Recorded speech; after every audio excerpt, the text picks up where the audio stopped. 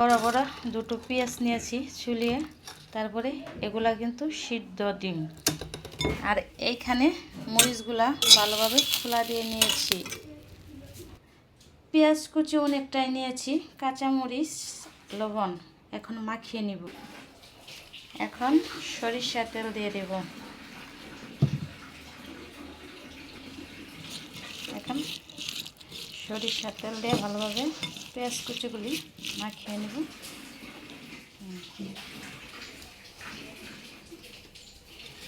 ডিম দিয়ে নিলাম, ডিমগুলো ভেঙে নেব।